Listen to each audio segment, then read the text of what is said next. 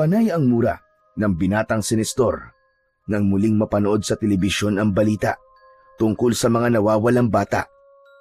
Halos araw-araw na lang itong laman ng balita at hindi niya maiwasang mag-init ang ulo sa kawalan ng hustisya at aksyon ng mga otoridad. Langya, hanggang ngayon di pa rin matigil-tigil yung mga ganyang bogus. Wala pa rin mahuli-huli.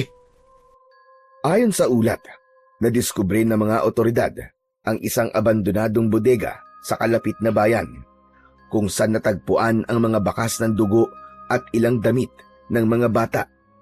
Pinaghihinalaan na isang sindikato ang nasa likod ng mga pagkawala ng mga bata. Mga tao na halang ang mga bituka na kayang mangidnap ng bata para ibenta ang mga lamang loob sa black market. Mabigat ang loob ni Nestor habang pinapanood ang panibagong detalye ng krimen. May ilang nakaligtas na bata ang nagsabing dinala sila sa isang tagong lugar bago pa man sila itakas palabas ng bansa. Pero ang mas nagpainit ng ulo niya ay nang maalala ang narinig niya mula sa mga kapitbahay niya na may isang balita na di lang sindikato ang may gawa. Mga nilalang daw na mas nakakatakot ang sangkot dito. Balitang-balita sa kanila na mga aswang ang nandudukot ng mga bata at ginagawang alay o kaya naman ay hapunan. Isa pang nakakabahala para sa mga tao ay nang hindi na lang mga bata ang nawawala, kundi maging mga matatanda. Mas lalong tumindi ang emosyon ng binata habang dalang-dala siya sa pinapanood. Bigla siyang nakarinig ng malakas na sigaw mula sa labas. Sa gulat niya, halos malaglag siya sa kinauupuan. Nestor? Nestor, nandiyan ka ba? Napailing na lang siya at mabilis na tumayo upang tignan kung sino ang maingay sa labas. Pagbukas niya ng pinto, ay tumambad sa kanya ang kapitbahay at kababata niyang si Marites. Naiirita siyang napabuntong hininga. Ano na naman ba yun, Marites? Napahawak pa sa dibdib ang dalaga at hingal na hingal. Halatang may bitbit na naman itong ibabalitang importante.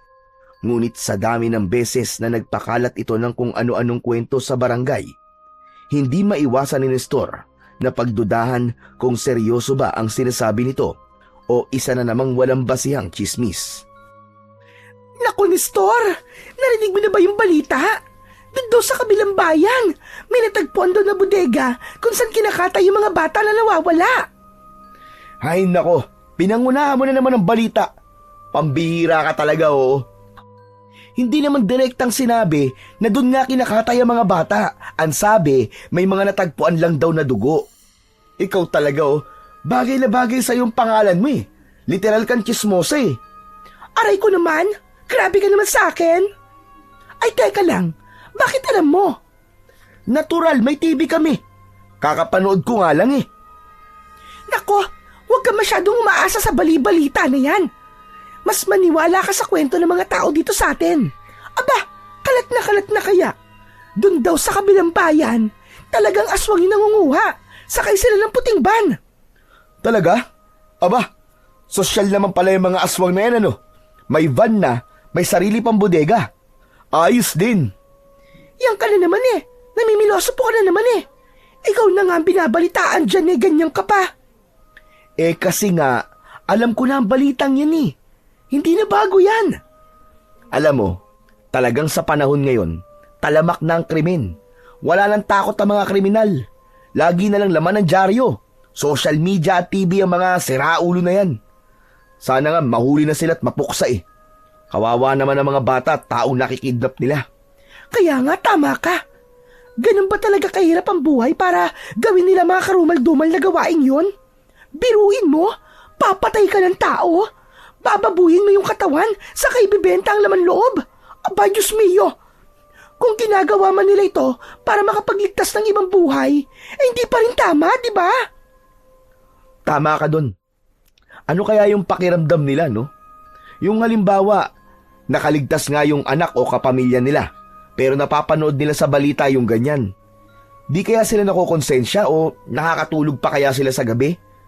Nako, Huwag ka nang umasa. Walang konsensya ang mga yan, ano? Pero talaga bang sindikato lang ito?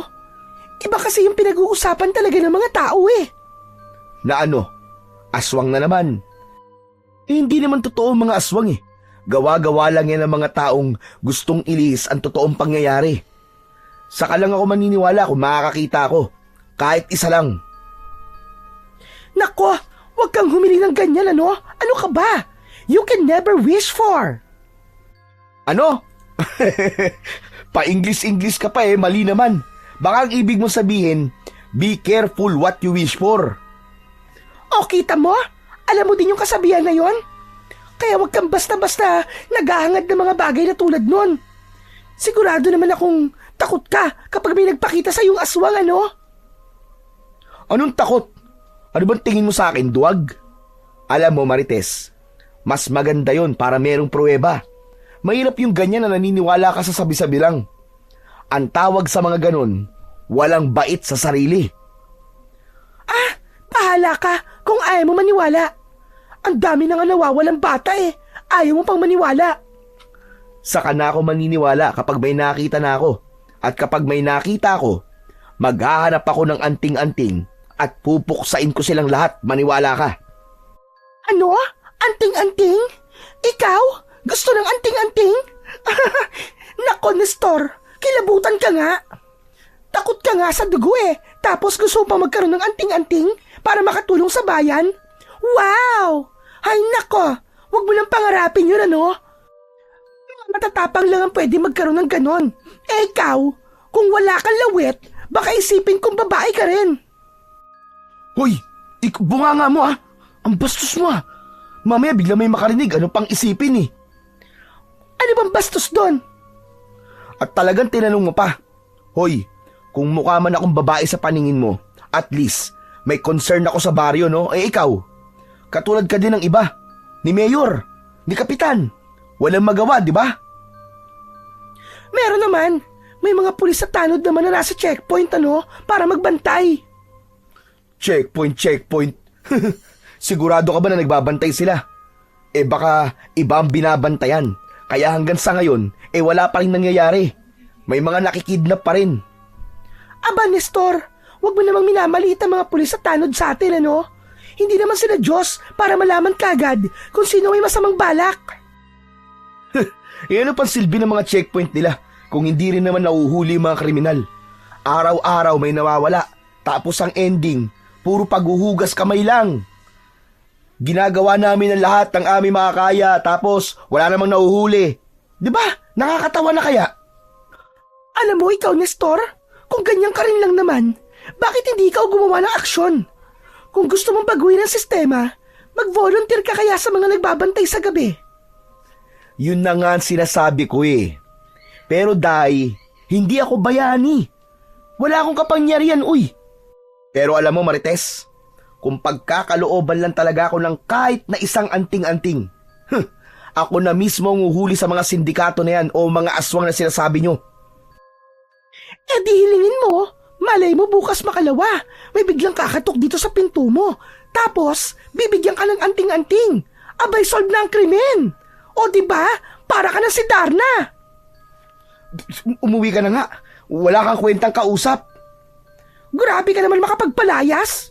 Hay, pikon ka na yan. Alam mo naman pala eh. Sige na, umuwi ka na. O siya, uuwi na ako. Ay, teka lang. Kaya pala ako nagpunta dito para tanungin sa'yo kung meron ng pasok. Ilang araw na tayong di sinisipot ng advisor natin ah. Ano na kayang nangyari sa kanya? Ang lungkot pag walang pasok eh.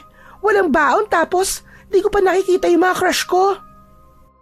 Ikaw talaga di na kita maintindihan. Chismosa ka na, malandi ka pa. Hoy, grabe ka ha. Ang sabihin mo nagsiselos ka lang. Akala mo ba? Di ko alam na secret admirer kita. Pero sorry ka, hindi kita bet. Kilabutan ka nga sa mga sinasabi mo.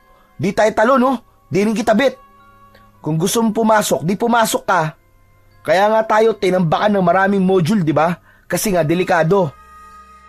Sa bagay. Teka, may natapos ka na ba? Pakopya naman. Anong pakopya? Sa galing mong magmarites na yan, Di ka pa nakakasagot ng module? Ano kasi? Di ako nakapag-load ng wifi, kaya wala akong pang-research. Sige na pakopyahin mo na ako.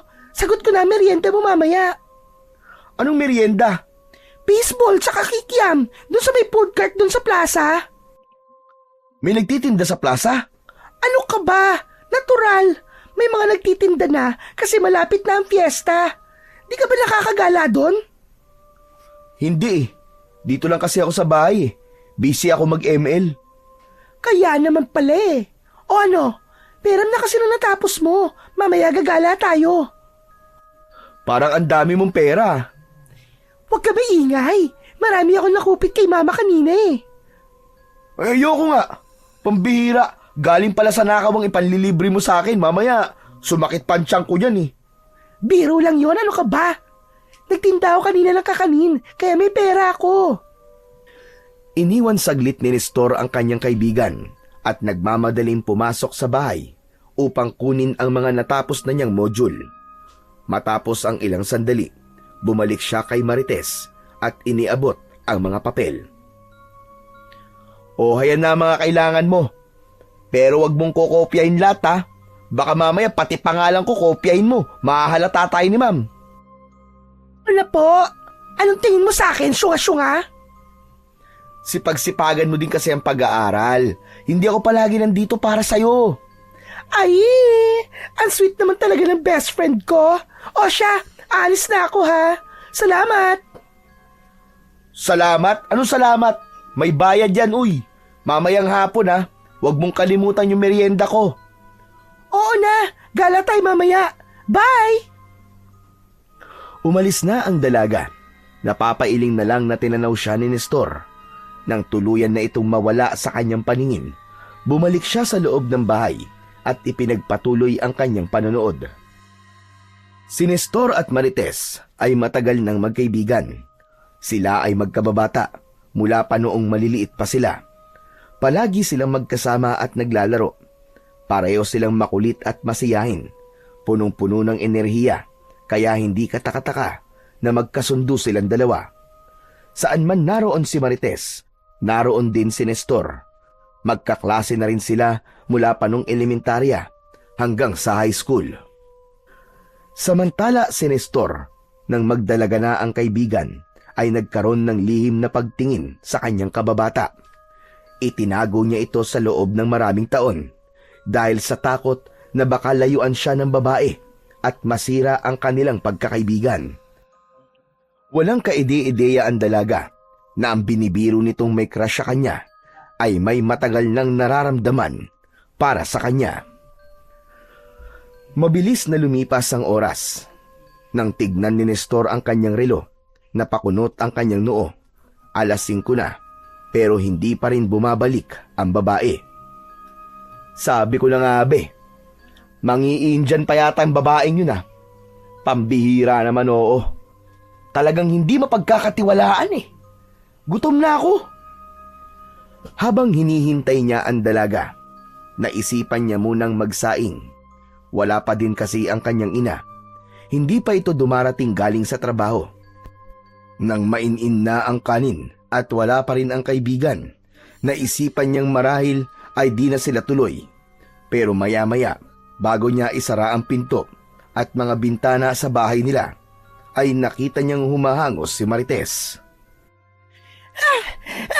Sandali lang. Nakakapagod tumakbo. Hingal na hingal ka. Sino ba kasi may sabi na tumakbo ka? Itsura mo, tignan mo nga. Mukha kang pinagsamantala ng 10 demonyo. Hoy! Don't say bad words Masama yan. Saan ka ba galing? Kanina pa ako antay ng antay dito Gabi na. Saan ka lang darating? Gabi naman to. Makagabi ka naman dyan. Ayan pa lang ang araw Di pa lumulubog. Hapon pa lang, ano ka ba? Kanina pa nga ako mukhang tanga na naghihintay dito Ang tagal-tagal mo. Talaga? Hinihintay mo ko? Siguro miss mo ko, no? Mismo mukha mo. Ang dami mo kasing arte. Bago pa makasagot si Marites, biglang may narinig silang tahol mula sa likuran niya. Napalingon siya. Isang malaking aso ang nakatayo, ilang metro lang ang layo mula sa kanya at tila nakatingin ng masama. Yan! Yan, Nestor, oh! Tignan mo! Hinabol ako ng asong yan! Pambihira! Hanggang dito pala nasundan ako! Nako, ang malas naman ng aso na yan kapag naabutan ka at nakagat. Panigurado malalason sa'yo yan. Hindi ka naliligo eh. Hoy, ang kapal naman ang mukha mo! Naliligo ko, no? Pero seryoso, pakiusap naman, oh. Sige na, pakibugaw naman yung aso na yan. Natatakot ako eh. Hindi umimik si Nestor. Bagkos ay tinitigan lang nito ang aso na nasa kanilang harapan. Nestor, ano ba? Wala ka ba lang gagawin? Tutunganga ka lang ba dyan? Tutulungan mo ba ako, ano? Tumingin ang binata sa takot na kaibigan. Saka ibinaling ang tingin sa malaking aso. Papalapit na ito ng papalapit sa kanila. Alam nilang hindi lang ito bastang isang asong gala. Malaki ito, matipuno, at tila sanay sa pangahabol. Matalim ito kung tumingin. Maya-maya, bigla itong umangil at tinahulan silang dalawa. Iniangat ng binata ang kanyang kamay at pumalakpak ng malakas. Sandaling kinuha niya ang atensyon ng aso. Shoo! Shoo, alis! Wag! Wag mong gulatin! At baka lalong magalit! Dumakot ng lupa si Nestor. Ibinato ito sa aso. Hangad niyang gulatin ito, pero hindi ito natinag. Sa halip, lalo pa nitong itinaas ang mga tenga at ipinagpatuloy ang pagkahol. Napakubli ang babae sa likod ng kaibigan. Namulot ng kahoy si Nestor, pero naghintay muna ng ilan sandali. Asong ulol yata yan eh! Naku po, Nestor! Anong gagawin natin? Dahan-dahang itinaas ng lalaki ang hawak niyang kahoy. Sinundan ito ng tingin ng aso. Malakas niya itong inihagis. Sa isang iglap, tumakbo ito palayo. Sinundan ang kahoy. Napahinga ng maluwag si Marites. Halos napaluhod sa sobrang pagod at kaba. Ay, akala ko talaga katapusan ko na. Kau naman, nerbiyoso ka naman masyado. Buti na lang at matalino ko. Matalino? Mukha mo. O ano, tara na, gala na tayo. Pambihira, may energy ka pang gumala at pumunta sa plaza ha? Papadilim na. Teka, may flashlight ka man dala? Ito naman, maraming tao sa labas. Saka maliwanag naman yung mga solar eh. Maraming tao? Ganun ba? Pero ngayon nga lang, ni isa walang tumulong sa'yo eh. Mabuti pa, bukas mo na lang ako ilibre. Ay, hindi na pwede, Nestor. Talaga naman ganitong oras ako nagpunta kasi bala ko talaga na tumuloy sa perya. Sige na, huwag ka nang pabebe. Ako pa talaga ang pabebe ah. O siya, sige na nga, tara na. Dami mo pang sinasabi. Naglakad na silang dalawa, papunta sa plaza. Kahit medyo papadilim na, marami pa ring tao sa kalsada. Karamihan sa kanila ay mga kabataan din. Halatang walang pakialam sa mga balita tungkol sa mga nawawalang tao. Walang takot, basta lakad lang ng lakad, tawanan dito, kwentuhan doon. Sa bawat kanto, may mga tindahan pa ring bukas. May mga nagtitinda ng barbecue, Betamax at isaw. Ayos ah! Ang bango naman nun. Marites, dito mo na lang ako ilibre. Ay naku, wag dyan. Sabi nila marami daw yan eh. Sino naman may sabi? Naku, yan ka na naman ha. Chismis na naman yan, Marites eh. Basta, doon na lang tayo sa plaza. Marami ka mapagpipilian doon. Walang nagawa si Nestor, kundi ang sumunod na lang. Kahit pa takam na takam siya sa itsura at amoy ng umuusok na barbecue. Nang malapit na sila sa plaza, nakita nilang maliwanag na dito. Maingay na rin. May tugtog galing sa peryahan. Dinig din nila ang sigawan ng mga batang naglalaro. Umiikot din ang Ferris wheel at Caterpillar. Nagsimula na ding magpasugal sa color game at iba pa. Sa gilid ng plaza, may mga hilera na nagtitinda. mga tiyangge ng damit, laruan at marami pang iba. Ayun, doon tayo oh. Doon kay Manong Tolits. Masarap yung tinda niyang fishball at hotdog. Sigurado ka? Ano bang pinagkaiba nun sa lasa ng fishball ng ibang nagtitinda? Ano pa? Di yung sauce. Akala ko naman matalino ka. Basic, hindi mo alam. Che! Pambihira ka naman oh. Dapat sinabi mo kagad na masarap yung sauce. Kasi alam ko, pare-parehas lang naman yung lasa ng fishball eh. Lasang harina na nilublob sa itim na mantika. Di wag kang bumili. Ang arte mo. Akala mo naman sosyal ka. Ang paborito mo ang ulam, tuyo eh. Aba, grabe to ah. Tuyo is life no. At least yun, sigurado kang hindi recycled ang mantika. Kung ayaw mo, di wag. Di na kita ililibre. Dahil sa sinabing yun ni Marites, agad na kumuha ng disposable cup si Nestor at pinuno ito ng sari-sari, fishball, kwek-kwek at pritong isaw. Hoy! Ano ka ba?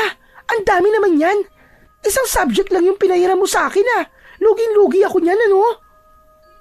Hindi na sumagot pa ang binata.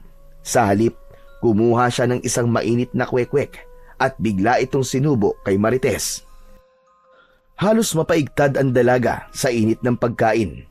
Hindi niya agad malunok kaya inikot-ikot lang niya ito sa loob ng bibig niya habang pumapaling-paling ang ulo. Halos maluwa siya habang pilit na pinapalamig ang kwek-kwek sa bibig niya. O ano? Daldal pa more! O ano? Tatahimik ka na ba? Kahit napaso ang dalaga, hindi na rin ito mapigilan ang matawa. Hudas ka talaga! Ang sakit nun! Grabe ka! Mainit kaya yung kwek-kwek! Patuloy silang nagtawanan at nagkulitan habang kumakain. Wala silang pakialam sa ingay ng paligid at sa mga taong nasa paligid. Habang patuloy sa pagkain, biglang napahinto si Nestor. May naamoy siyang hindi kaaya-aya. Isang matinding baho na parang bulok na karne. Napakunot ang noo niya at bahagyang tinakpan ng ilong gamit ang kamay. Napalunok siya ng hindi oras at napaubo pa dahil sa tindi ng amoy. Nilibot niya ang paningin sa paligid. Tinignan niya si Marites at ang tindero pero wala silang reaksyon. Mukhang wala din silang napapansin. Tila siya lang ang nakakaamoy ng hindi kanais-nais na singaw sa hangin. Oh, Nestor, bakit? Anong problema? Marites, wala ka bang naaamoy? Ang baho ah. Ha? Mabaho? Wala naman ako naaamoy ah. Wala? Sa laki ng ilong mo na yan, wala ka naaamoy na mabaho? Parang bulok na karne, amuin mo. Narinig ito ng tindero at napatingin sa kanila. Halatang nag-alala. Napakunot ang noo nito. Inalala na ang paninda nito ang tinutukoy ng binata. Ay, nako, pasensya na Manong Tolits ha. Hindi naman itong paninda mo ang sinasabi ko eh. May naamoy po kasi ako mabaho kanina. Siguro, itong kasama ko. Baka umutot. Hoy, ano ka? Hindi ako umutot, no? Mabilis na tinampal ng dalaga ang balikat ni Nestor. Halatang nainis, pero natawa rin. Ipinagpatuloy naman ng matandang tindero ang pag-aasikaso sa kanyang mga paninda at di na lang pinansin ang dalawa. Samantala, di pa rin mapakali ang binata. Palingon-lingon pa rin ito sa paligid. Tinignan niya ang mga taong naglalakad, pero wala naman siyang nakitang kakaiba. Hanggang sa may napansin siya, may nakaparadang puting van sa isang gilid, pero hindi niya ito binigyan ng pansin dahil madami din namang nakaparadang sasakyan malapit doon. Muli niyang sininghot ang hangin. Wala na yung mabahong naaamoy niya. Tara na! Magperya tayo sandali! Ha? Teka, wala akong dalang pera eh. Yun lang! Paano yan? Konti lang ang pera ko dito eh. Kung hahatian pa kita, wala na akong pantaya. Sandali lang, dito ka muna. Palalaguin ko lang tong pera sa color game. Pag nanalo ako, babalikan kita at bibigyan kita ng balato. Ox ba yun sa'yo? Ox ba yun, ox ba yun? Ayusin mo yung pananalita mo. Para kang di babae. Tomboy ka ba? Abalo ako ka. Siyempre hindi. Ganito lang talaga ako kasi komportable ako. Lalo na dahil ikaw ang kasama ko. O sige, dun muna ako ha. Kinilig si Nestor sa sinabing yun ng dalaga. Pero pinigilan niya ang sariling ipakita ito. Ayaw niyang ipahalata na may gusto siya kay Marites. Tumango na lang siya at hinayaan ng babae sa gusto nitong gawin. Samantala, pagkalipas ng ilang sandali, may napansin ang binata. Sa di kalayuan, may 7 lalaki na tila hindi taga roon. Palingalinga ang mga ito, parang may hinahanap o minamanmanan. Hindi tulad ng ibang tao na abala sa paglalaro at paglilibang. Tahimik lang ang mga ito, ni hindi nagkwekwentuhan at hindi interesado sa kung anong nangyayari sa paligid. Sa sandaling yon, bumundol ang kaba sa kanyang dibdib. Napalunok siya at bahagyang nakaramdam ng kakaibang takot. Isang lalaki ang saglit na tinapunan siya ng tingin. Agad siyang umiwas at kunwaring may hinahanap sa kanyang bulsa. Di niya alam kung bakit, pero parang may bumubulong sa kanya na mag-ingat siya. Tumayo siya at naglakad. Di niya alam kung saan siya pupunta. Basta ang mahalaga, gusto niyang umiwas. Pero di pa man siya nakakalayo, biglang may humawak sa kamay niya. Hep, hep, hep! Saan mo balak pumunta ha? Wala. Maglalakad-lakad lang. Bakit? Bawal ba? Muling nilingon ng binata ang mga lalaki, pero wala na ang mga ito. Parang bula na naglaho. Muli siyang kinabahan na pagtanto niyang may hindi talaga magandang nangyayari. O ano? Nanalo ka na ba? Yun nga eh, natalo ka agad. Kamalas ko yata ngayong gabi. Siguro may balat ka sa puwet ano? Oh, ano namang kinalaman nun sa pagsusugal mo, Aber? Eh kasi, kapag wala ka, nananalo ako eh.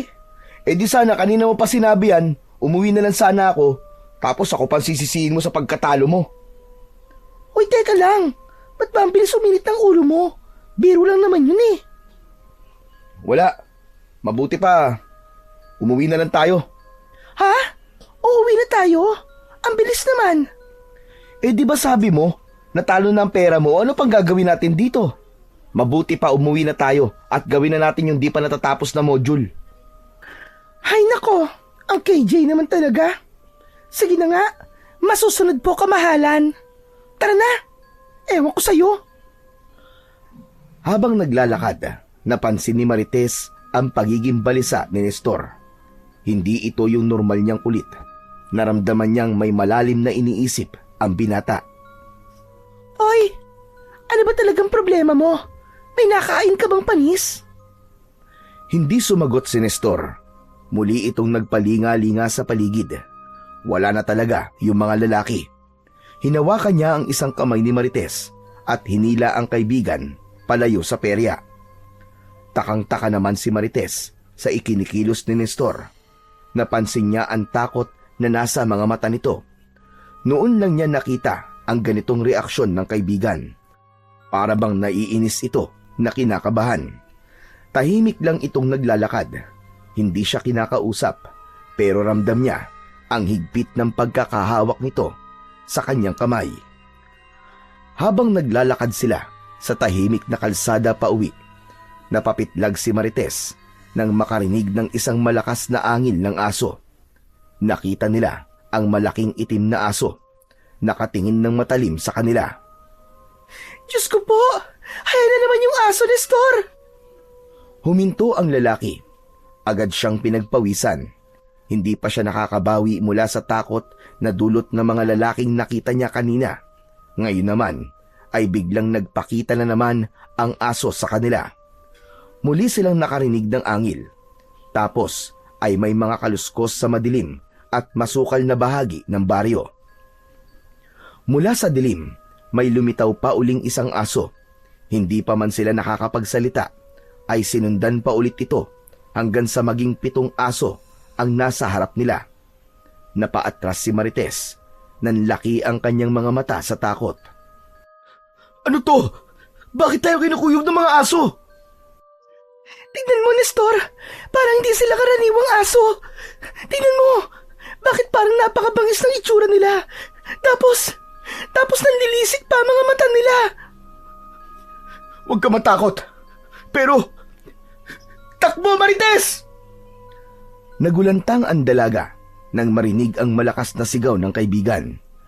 Wala na siyang nagawa kundi ang tumakbo din. Halos di siya makahinga sa bilis ng kanilang pagtakbo. Sa kanilang likuran, naririnig nila ang mabibigat at mabibilis ding pagtakbo ng mga asong humahabol sa kanila. Diyos ko! Diyos ko! Nagtatatakbo sila, pero laking pagtataka naman ni Nestor na tila maski isang tao ay wala silang makita sa kalsada o sa mga kabahayan. Dahil sa takot at pagkalito, kung saan-saan na sila sumusuot. Hanggang sa natauhan si Nestor, hindi niya nakilala ang daang tinatahak nila. Sandali! Sandali lang, Marites! Wala na sila! Ano? Aba, oo nga no. Wala na yung mga aso na humahabol sa atin. Naligaw ba natin sila? Hindi. Mukhang tayo ang naligaw, Marites. Ano? Paano nangyari yun? Tignan mo ang paligid. Nasa paanan na tayo ng bundok. Gubat na yan sa tabi ng kalsada. Hala, bakit nandito tayo? Alam mo bang kwento sa akin ng lola ko na may mga engkanto dito?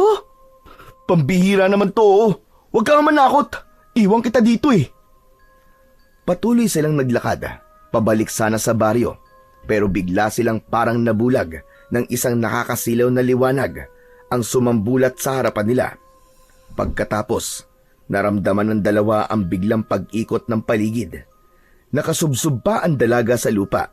Nang humupa ang liwanag, napansin nila na nasa loob na sila ng gubat. Ano to? Ito na nga ba ang sinasabi ko eh. Mukhang pinaglalaruan na tayo ng mga engkanto.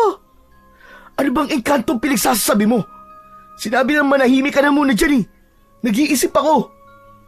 Halika na nga. Mabuti pa maglakad-lakad na lang tayo at lumabas ng gubat na to. Baka mamaya, bumalik pa yung mga aso at lapain tayo eh. Nestor, natatakot na talaga ako. Patuloy silang sumuot sa mga makikitid na daan sa pagitan ng mga puno at matataas na damo. Ngunit ilang sandali ang nakalipas, napahinto si Nestor. Napansin niyang pabalik-balik lang sila sa parehong lugar. Nagkatinginan ang dalawa. Kapwa hindi alam kung ano ang gagawin. Nanginginig na si Marites sa takot at pagod. Sa malayo, may naririnig silang mga kaluskos, pero alam nilang hindi yun aso. Huwag kang maingay, Marites! Tumango ang dalaga. May nakita silang tila ilaw na nanggagaling sa flashlight. Pero dahil alam na nilang tao ito, dahan-dahan nilang sinundan. Sino kayo? Ba't niyo ako sinusundan? Nagulat si Nestor. Hindi niya akalain na naramdaman na sila ng lalaki. Nang humarap ito sa kanila, ay kagad niyang nakilala ang matanda. Si Mang Tolits yun, ang tindero ng fishball sa plaza. Mang Tolits, ano pong ginagawa niyo dito sa gubat? Teka muna, namumukhaan kita. Kayo dapat ang tanungin ko. Anong ginagawa niyo dito sa liblib na bahagi ng baryo? Huwag niyo sabihin, nako, kayo talaga mga kabataan kayo. Masyado kayo mapupusok. Nako, Mang Tolits ha, huwag kayong mag-isip na masama sa amin. Di po kami ganun. Narinig nila ang marahang pagtawa ng matanda. Ngunit imbis na pangkaraniwang tawa na nagbibiro, may kakaibang bigat ito. Parang may bide ng pananakot. Kung ganon, bakit kayo nandito? Naligaw po kami, Manong eh. May mga aso po kaming iniiwasan at tinakbuhan. Tapos, bigla po nagkaroon ng liwanag. Dinala po kami dito ng liwanag. Aso? Hinahabol kayo ng mga aso? Opo, mga malalaking aso at saka... Sigurado ba kayong aso lang ang mga yon? O baka hindi lang basta aso ang humahabol sa inyo? Mang Tolits, may alam po ba kayo sa nangyari sa amin? Wala akong kinalaman doon. Pero yung mga aso, nakita ko na rin sila. Malalaki sila at may mapupulang mga mata. Nestor, gusto ko nang umuwi. Hindi ganun kadali yun, Iha. Ano pong ibig niyo sabihin, Mang Tolits? Bumuntong hininga ang matanda bago lumapit sa dalawa. Sa malapitan, nakita nila ang malungkot nitong anyo. May mga nilalang dito sa gubat na hindi basta-basta nagpapadaan ng kahit na sino. At ngayong narito kayo, baka hindi kayo basta-basta makalabas. Naku, hindi po pwede yun. Magagalit po mga magulang ko. Alam pa naman po nilang kasama ko po si Nestor na umalis. Baka kung ano pong isipin nila. Aba, bakit parang ikaw pa ang nalugi?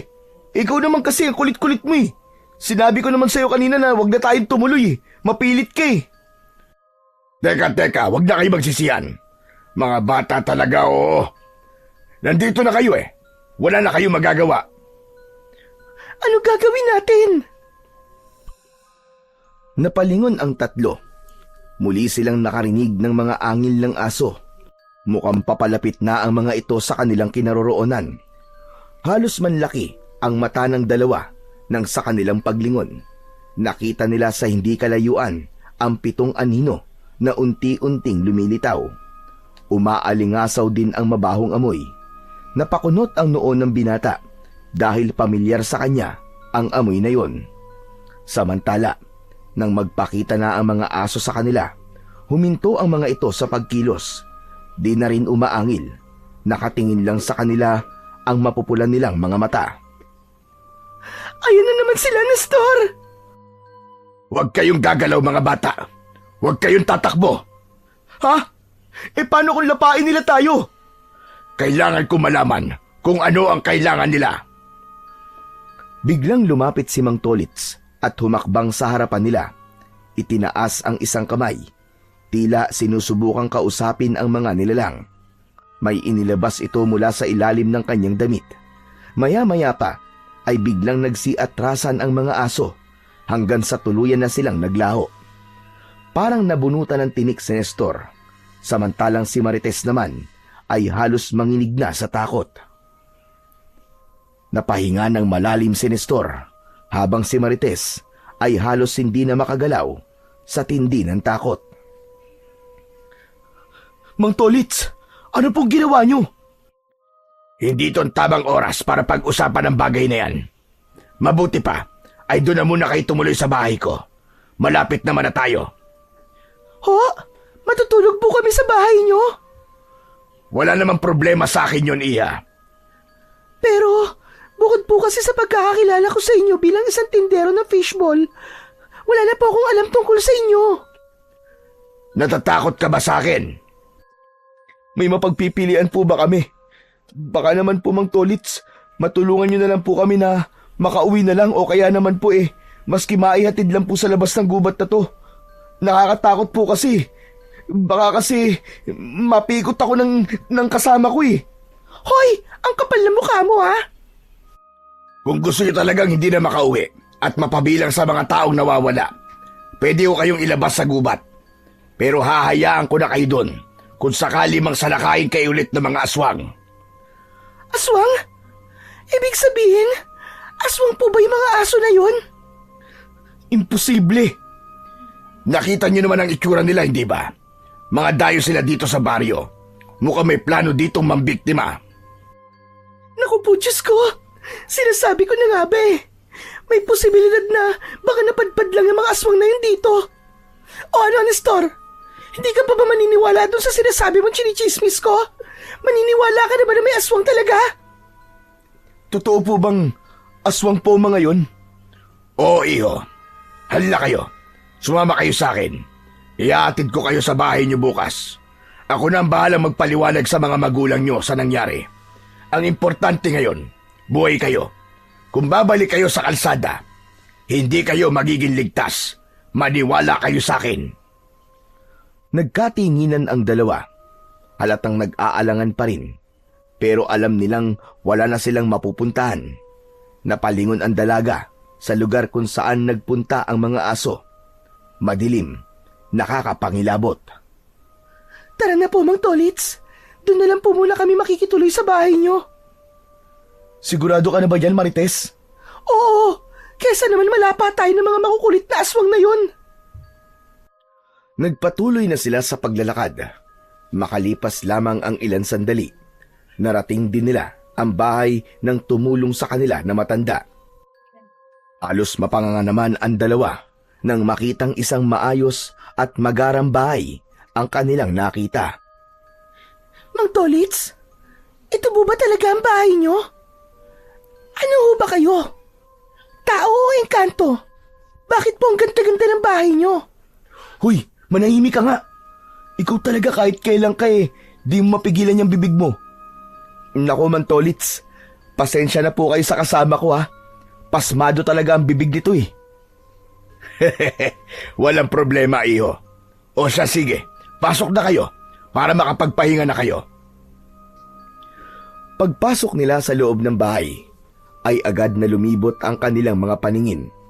Malinis at maaliwalas ang loob ng bahay.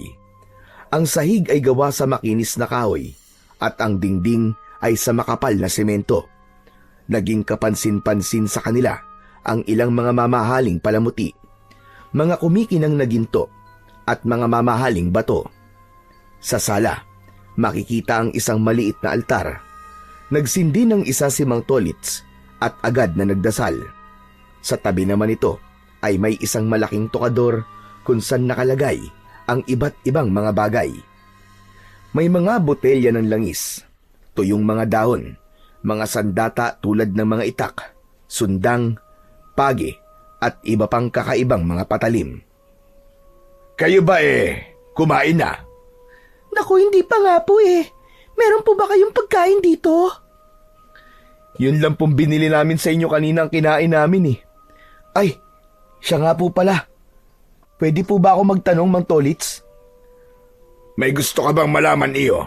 Sige, magtanong ka at sasagutin ko. Gusto ko lang pong malaman, Mang Tolits.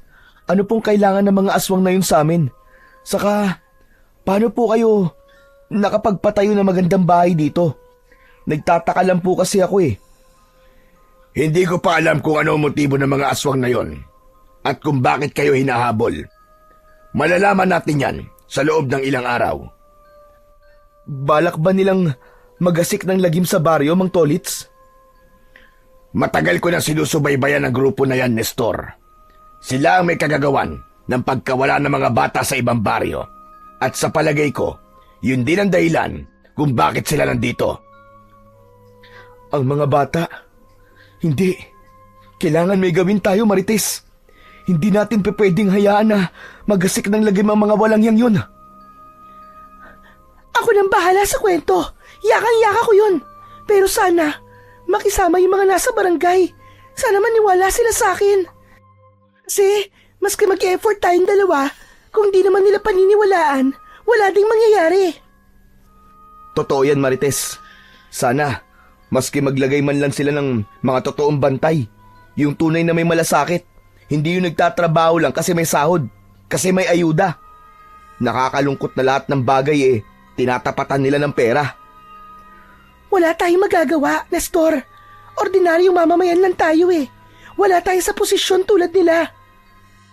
Maganda mga punto nyo, mga bata. Sana lahat ng kabataan ngayon ganyan mag-isip. Magiging maayos sana ang lahat. Mang Tolits, ulitin po namin yung tanong. Paano nga po kayo nakapagpatayo ng bahay dito? Matagal na ako nakatira dito, Iya. Ang bahay na to, regalo sa akin ng isang engkanto. Ano ho? Engkanto? Tama ka na narinig, Iya. Matagal ako nagserbisyo bilang alagad nila. Tagapagpalaganap ng balanse sa pagitan ng mundo ng tao at mundo ng mga hindi natin nakikita. Ano pong ibig niyong sabihin, Mang Tolits? Hindi lahat ng engkanto ay masama, pero hindi rin lahat ay mabuti. May ilan sa kanila na nais lamang mamuhay ng tahimik, malayo sa kaguluhan ng mundo ng tao. Pero may iba rin na hindi natutuwa sa kung paano binabago ng tao ang kalikasan, kung paano ginugulo ang kanilang tahanan. Ako ang nagsisilbing tagapamagitan, tagapagsalita para sa kanila. Ah, kaya pala. Kaya pala kakaiba ang bahay nyo. Ramdam ko po ang kakaibang enerhiya dito. Biglang lumakas ang sindi ng isang kandila sa altar. Dahilan upang mapatili si Marites. Napatayo naman si Nestor at napaatras. Samantalang si Mang Tolits ay nanatiling kalmado. Nakatingin lang sa nagliliyab na mitya. Mukhang hindi yata kayo nagustuhan ng ilan sa kanila.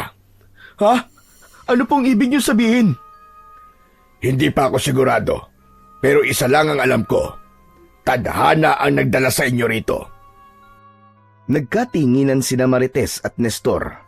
Ang kaninang takot nila sa mga asong humabol sa kanila ay napalitan ng mas matinding pangamba. Ano po, Mang Tolits? Tadhana?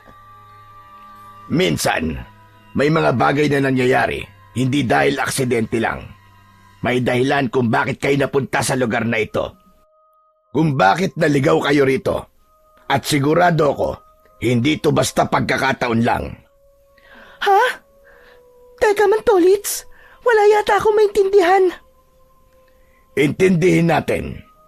Diyan lang kayong dalawa at aalamin ko kung ano ang ibig nilang sabihin. Sa labas ng bahay, umihip ang malakas na hangin.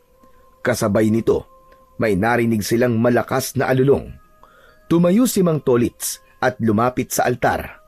Maya-maya, nagsasalita na ito at parang may kausap na hindi nila nakikita. Nestor, sabihin mo nga, ligtas ba talaga tayo dito? Shh! Yung bunganga mo, baka mamaya marinig ka niya. Huwag ka na nga munang magpaka-judgmental. Matuto ka rin magtiwala, maski paminsan-minsan lang. Pambihira tong babaeng to. Ang weird kasi. Tignan mo siya, oh. Nagsasalita mag-isa. Di kaya pinagtitripan lang tayo na matandang yan. Akala ko ba ikaw ang naniniwala sa mga ganitong kababalaghan, ha? Eh bakit ngayong nakikita mo na, ayaw mo pang paniwalaan? Ah, ewan ko. Basta ang weird. Oh, tignan mo. Ang dami niyang ginto at mga bato. Sa palagay mo ba, kikitain niya yan sa pagtitinda lang niya? Sa palagay ko, ginagamit lang niyang pangbalat kayo yung pagtitinda niya para malaya siya makapagmasid sa paligid niya at di siya mapansin ng mga kaaway niya. Sa palagay mo, yun talagang dahilan? Oo, sa palagay ko. Yung 7 aswang ang target niya. Sana nga tama ka. Sana nga, totoong bayani ang taong yan. Huwag ka na mag-alala at huwag ka na rin masyadong mag-isip at baka maubusan ka na ng utak eh. Yung utak mo pa naman eh, hindi sanay na nagagamit. Walang yaka. Utak ko na naman ang nakita mo. Pinapagaan ko lang ang sitwasyon natin. Ikaw naman kasi, huwag ka na nga masyadong mag-alala. Oo na. Ilang sandali pa ang nakalipas. Natapos na din ang matanda sa pakikipag-usap. Agad itong naglakad papalapit sa kanila. Nakapaskil sa bibig nito ang isang matamis na ngiti. Biglang nabuhayan ang dalaga nang makita yon. Pakiramdam niya ay may magandang balitang dala si Mang Tolits. Alam ko na kung bakit kayo napunta dito. Napunta po kami dito kasi naligaw po kami dahil sa mga aswang na umahabol sa amin. Hindi. Mali, Iha. Nandito kayo kasi may gumabay sa inyo para dalihin kayo rito. Napakunot noo si Marites. Napatingin siya kay Nestor na halatang naguguluhan din. Ha? Ano pong ibig niyo sabihin? Hindi aksidente ang pagdating nyo dito. Matagal ko nang hinihintay ang araw na ito. Mang Tolits, hindi ko po maintindihan eh. Ano pong ibig niyo sabihin? Bakit hindi niyo pa po kami diretsuhin? Ang daming paligoy-ligoy eh. Mundo ng mga nilalang na hindi dapat gumagala sa kung saan-saan. Ang mga aswang na humabol sa inyo, hindi sila ordinaryong aswang. May isang nilalang na mas makapangyarihan ang nagpakawala sa kanila para hulihin kayo. Ha? Hulihin kami? Bakit naman? Sabi ng engkanto sa akin, kayong dalawa ang magiging tagapagmana ko. Ho? Ano pong tagapagmana? Kayo na ang papalit sa trabaho ko. Magre-retiro na ako, mga bata. Ang sabi ng gabay, kayo ang nakatadhana bilang maging tagapamagitan at lalaban sa kampo ng kasamaan. Kayo ang magliligtas sa inyong baryo. Alam mo, mukhang tama nga si Marites. Mukhang pinagtitripan niyo ho kami. Hindi. Ang totoo niyan, matanda na ako. Di na ako kasing galing ng dati. Marami nang nagbago. Kaya nga hanggang sa pagmamasid na lang ako. Sinusukat ko ang kakayahan ng mga aswang na yon at ng leader nila. Kung kaya ko, magagawa ko ang tungkulin ko. Pero masyado silang malakas. Hindi ko sila kaya. Kung totoo man po yung sinasabi niyo, sa tingin niyo naman po kaya namin ni Marites. Nagpapatawa po ba kayo? Aba, mga estudyante lang po kami, mga bata lang kami. Ano naman po ang kaya namin gawin? Nakakatakot po mga aswang na yun. Imposibleng matalo namin sila. Imposibleng maging bayani kami ng baryo. Kaya nyo. Gagabayan kayo, mga anak. Dahan-dahang hinubad ng matanda ang suot niyang kwintas. Nakapalamuti rito ang isang piraso pero maliit na ulo ng bawang. Heto, kunin mo ito, Nestor. Po, iaanin ko naman po itong bawang. Marami po kami sa bahay nito eh. Basta, kunin mo ito at ingatan mo. Hindi ito basta bawang lang, iyo. Mutya ito ng bawang. Ho? Mutya ng bawang? Anak nang, paano naman po naging mutya yan? Ang dami-dami sa nagtitinda ng mani niyan eh. Nung binata pa ako, sa bawang umiikot ang buhay ko. Pagsasaka ang trabaho ko. Araw-araw ako nasa bukid. Isang araw, habang naghuhukay ako, may nakuha akong kakaiba. Isang maliit na ulo ng bawang na matigas. Parang bato. Pero ang pinaka nakakagulat, kumikislap ito pag natatamaan ng sikat ng araw. Talaga po? Wala akong alam noon, kaya inuwi ko na lang. Pero isang gabi, may nagpakita sa akin. Isang engkanto. Takot na takot ako noon. Akala ko ay katapusan ko na. Pero kinausap niya ako. Ipinaliwanag niya kung ano ang nahukay ko. Tapos po, Mang Tolits? Yun na nga, sinabi niya sa akin na isang mutya ang nakuha ko. Isang biyaya mula sa kalikasan. Hindi raw basta-basta nakikita yon, kundi ng taong nakatadhana lang na magmay-ari nito. Binasbasan daw nila ito ng kapangyarihan at ako ang napili nila para mag-ingat nito. Os, engkanto na naman. Bakit, Marites? Hindi ka ba naniniwala? Gusto mo ba siyang makita ngayon? Hala, hindi po Mang Tolits, no? Kayo naman, ang seryoso niyo naman po masyado. Yan, ang daldal mo kasi. Mang Tolits, ano naman pong kapangyarihan yan? Depende sa may hawak. Ang mutyang ito, hindi lang basta panangga sa kasamaan. Nagbibigay rin ito ng lakas at tapang sa tamang taong may-ari nito. Nako, mukhang mahihirapan po magtatago niyan ha. Ayoko po ng responsibilidad, Mang Tolits. Pasensya na po, pero hindi ko po matatanggap ang mutya na yan. Tama, hindi naman po kasi kami mandirigma eh. Nakakatakot yung mga aswang na yun. Hindi po yung kayang labanan ni Nestor. Duwag to eh. Hoy, anong duwag ang sinasabi mo? Teka lang, pakinggan niyo muna ako. Sige, kung hindi kayo mapipilit, pero tandaan nyo, hindi lang kayo basta naligaw dito. Maghihintay ako kung kailan kayo magiging handa. Alam ko, natatanggapin nyo rin ito. Lalo ka na, Nestor. Hindi mo matatanggihan ang nakatadhana para sa'yo. Sige po. Mabuti pa po eh. Uuwi na lang po kami ni Marites. Sige, kayong bahala. Sige na, maaari na kayo umuwi. Wala na akong nararamdamang presensya ng masamang nilalang. Makakauwi na kayo ng ligtas. Sasamahan kayo ng gabay. Pakisabi naman po sa engkanto na sinasabi nyo. Wag na wag po magpapakita muna sa amin ha. Walang problema, Iya. Sige po. Salamat po, Mang Tolits. Lumabas silang dalawa ng bahay, ngunit pagkalabas nila, kapwa sila napatigil. Nanlaki ang kanilang mga mata sa kanilang nakita. Aba teka, umaga na? Ha? Paano nangyari yun? Sandali lang tayo sa loob, di ba? Pero biglang umaga na. Napalunok si Nestor. Napatingin ulit sila sa bahay ni Mang Tolits, ngunit parang iba na ang itsura nito. Agad niyang kinalabit si Marites at sabay silang napalingon.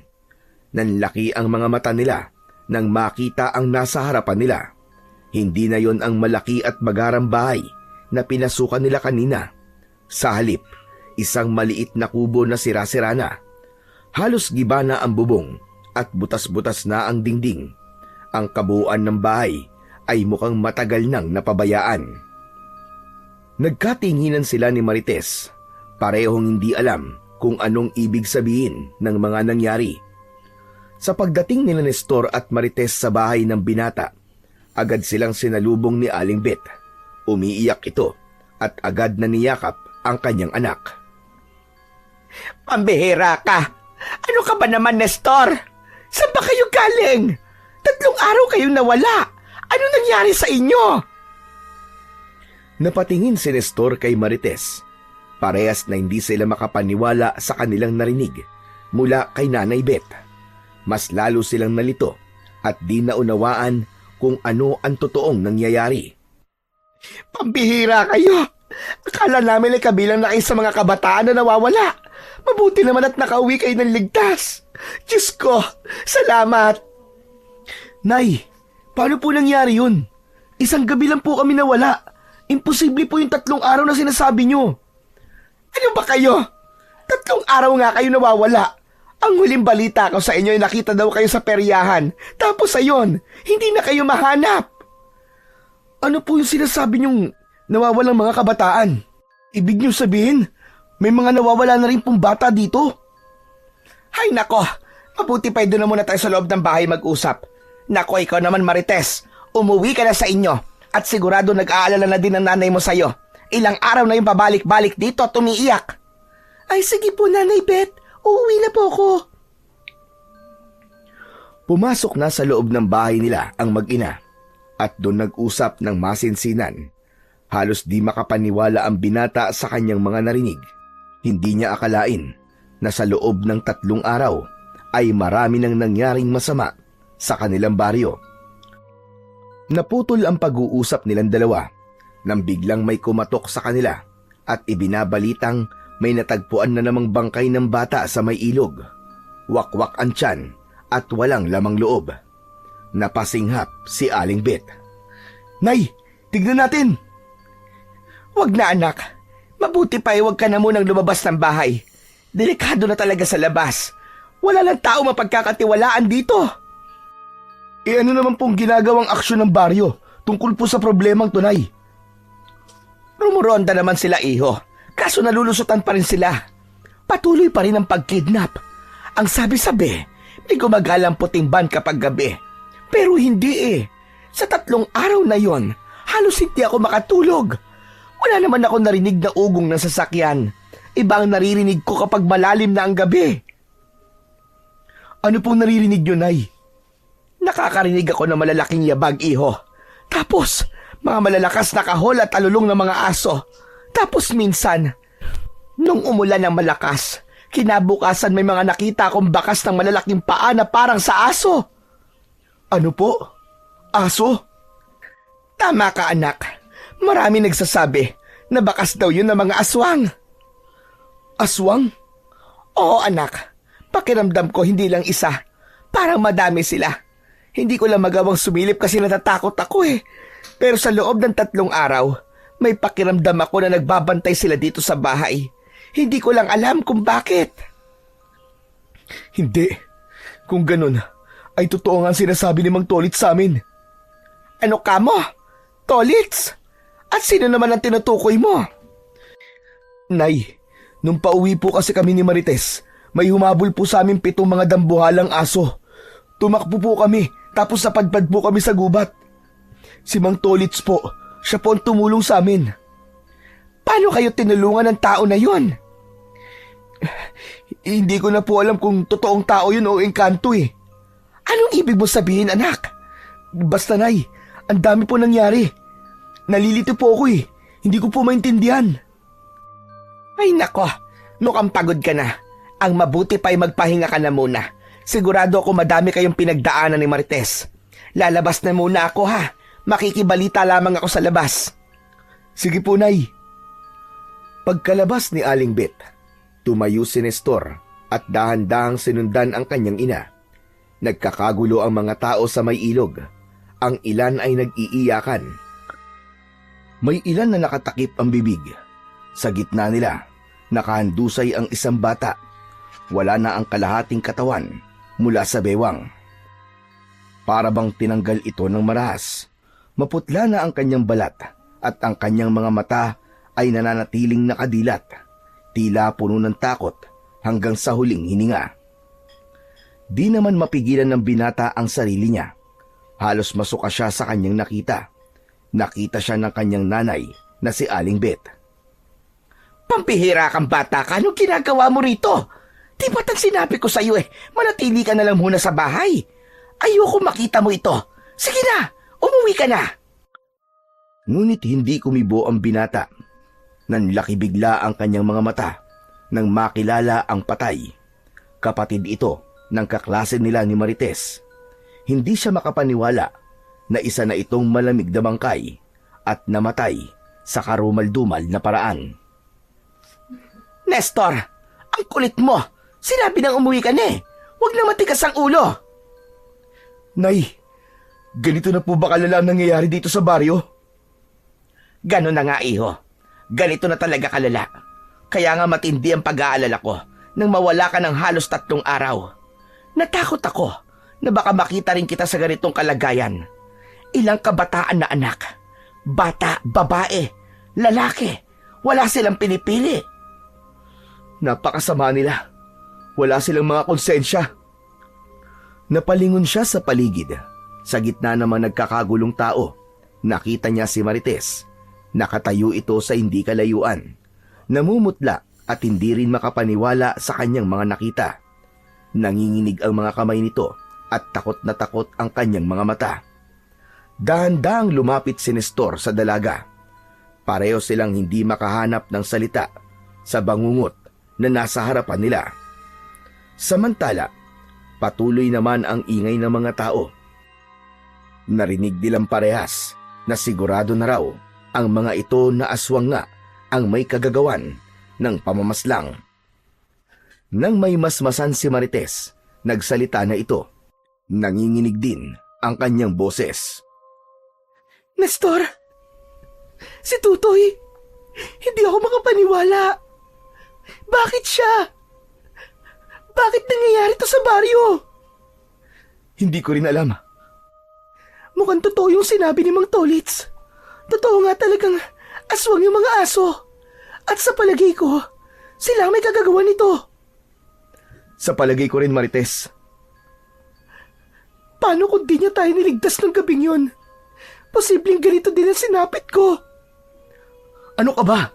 Huwag mong isipin yan. Ligtas ka. Nakauwi tayo ng buo.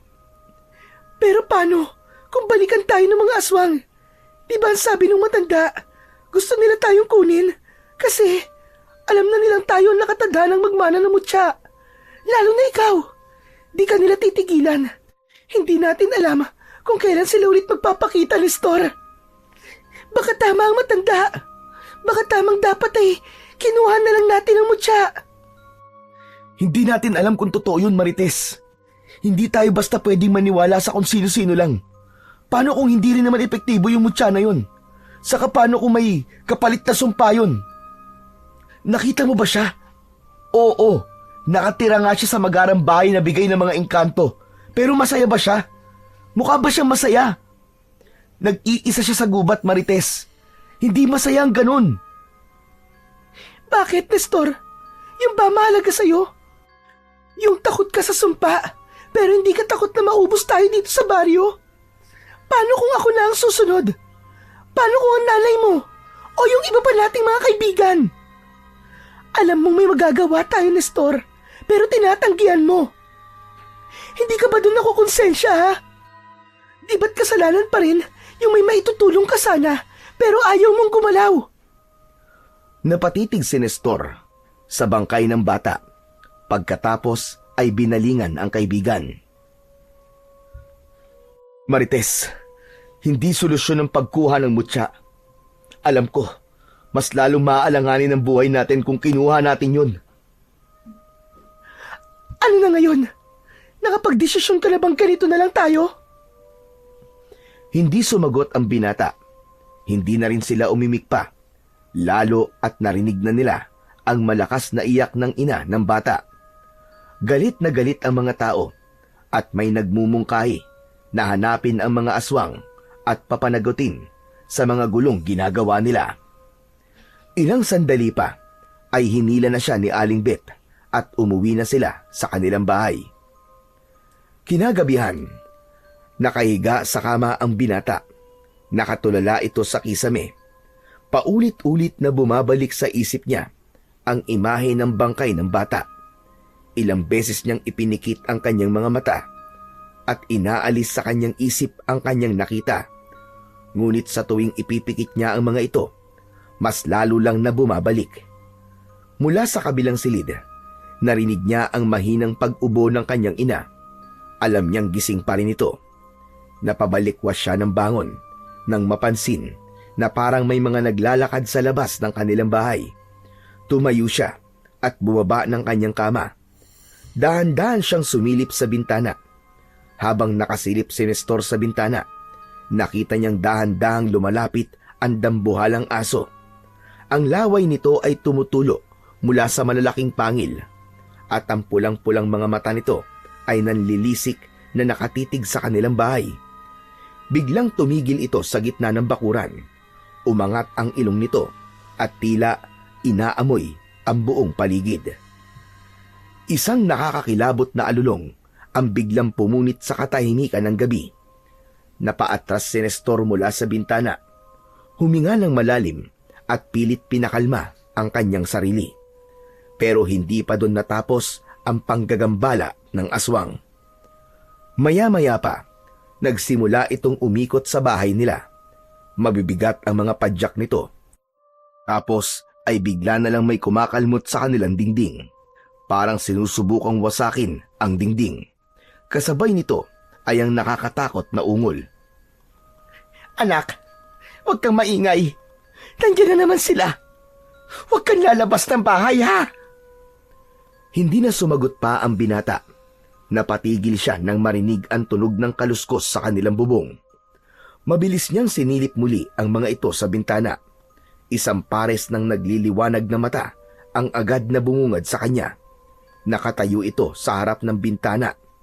Agad siyang napasigaw ng malakas. Nay! Nay, may aswang! May aswang! Pumasok si Aling Bet sa kwarto ng anak. May hawak itong itak sa kanyang kamay.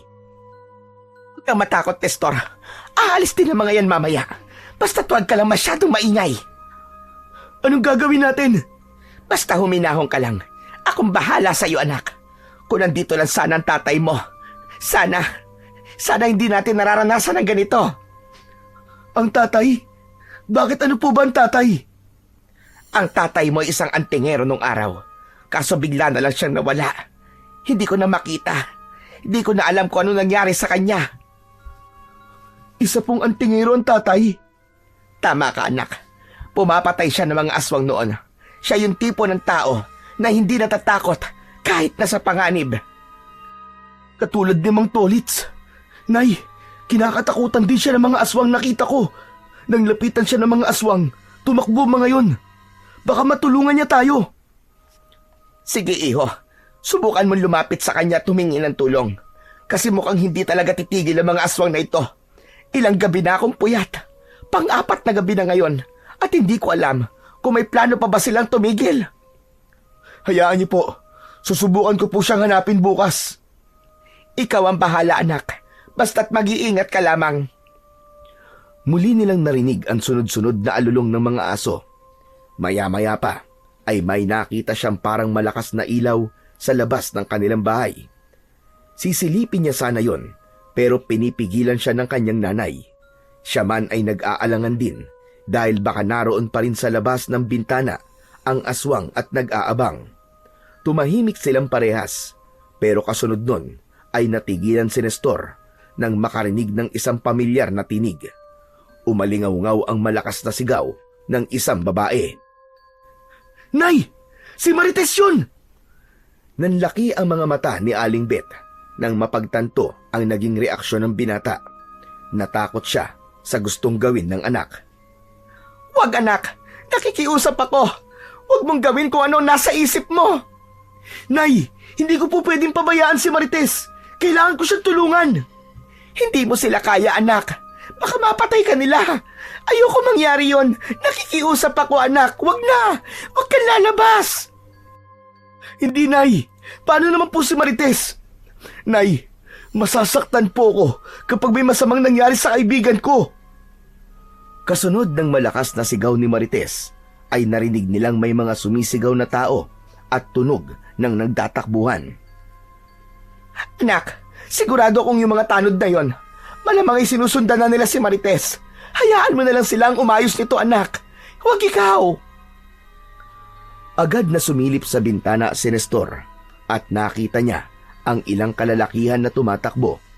May mga bitbit ang mga ito na iba't ibang sandata, panlaban sa mga aswang. Maya-maya pa, ang kapaligiran ay biglang tumahimik. Wala na ang mga kaluskos sa kanilang bahay. Wala na din ang mga alulong, ang mga kaskas sa dingding at kalabog sa bubong. Nay, wala na. Wala na sila. Bumalik ka na sa kwarto mo at makikibalita na lang tayo bukas. Sige po. Subalit nang makabalik sa kwarto si Nestor, mas lalo siyang hindi mapakali. Inalipin siya ng kaba at ng pag-aalala para sa kanyang kaibigan. Muling bumalik sa isip niya ang itsura ng bata. Hindi ko pwedeng pabayaan si Marites. Agad siyang nakiramdam sa paligid. Pinapakinggan kung tulog na ang nanay niya o hindi pa. Nang masigurado niyang tahimik na sa kabilang silid, patingkayad siyang naglakad at tinungo ang kusina. Kinuha niya ang itak at dahan-dahang binuksan ang pinto.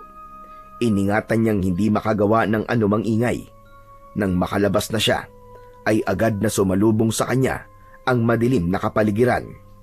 Ngunit bago pa siya muling umatras, naalala niya ang sinabi nito sa kanya na kung may magagawa, bakit hindi gawin? Bahala na. Ayokong habang buhay akong makukonsensya kung wala akong gagawin. Diyos ko, gabayan niyo po ako. Iligtas niyo rin po ang kaibigan ko. Naglakad siya palayo sa kanilang bahay. Naging mapagmasid siya sa paligid at alerto dahil alam niyang anumang oras, maaari din siyang atakihin ng mga aswang. Palingon-lingon siya at nang masiguradong walang anumang presensya ng aswang sa paligid, ay dumiretso na siya sa paglalakad. Sinundan ang direksyon kung saan niya nakitang patungo ang mga lalaki. Pero maya-maya pa, muntika na siyang mapasigaw nang maramdamang may kamay na humila sa kanya. Muntik niya nang mataga ito. Mabuti na lang at agad itong nagsalita. Sandali lang. Hindi ako kalaban, Nestor. Ay, Mang Tolits, kayo lang pala. Kinabahan ako sa inyo ha. Ano bang ginagawa niyo dito? Kanina pa ako nakasunod sa iyo, iho. Alam ko nangyayari. Alam niyo na po pala nangyayari. Pero bakit hindi niyo man lang po tinulungan ang kaibigan ko?